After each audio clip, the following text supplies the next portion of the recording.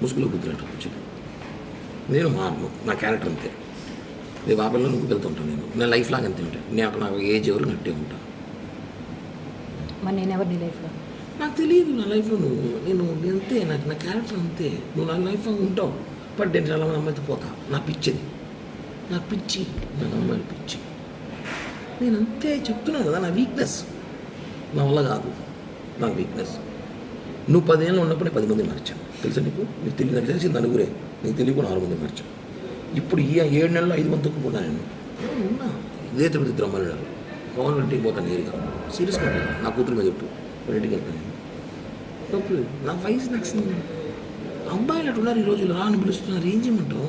మీరు చాను మగవాని గారు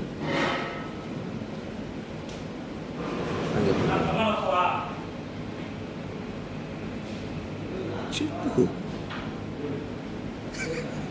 చెప్పు చూడలేకపోయిందా? చెప్పు బిన్నా చెప్పు. ఆకలి కాదు, ఎవరో సాయిబాబు బిర్యానీ పిలిచి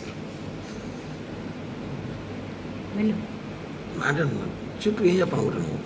నేను చెప్పాను కదా, నా మెంటాలిటీ అంతే.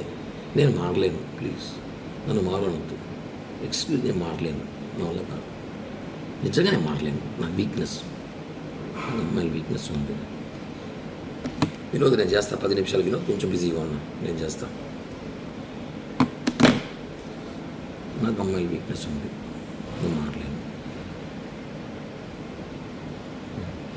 నా వల్ల కాదు. కానీ పార్లమెంట్కి నీతో ఉన్నాను కదా 5 సంవత్సరాలు, నేను నీతో ఉన్నాను. ముందు పోయినా వచ్చినా తెలియకుండా జాగ్రత్త పడినాను కదా. నువ్వు ఎందుకు అవన్నీ చూసి పట్టించుకుంటావు?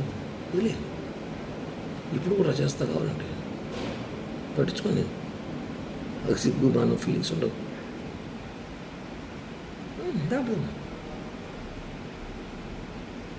ఇంతకన్నా ఒక పని కూడా మాట్లాడు ఈ భారతదేశంలో.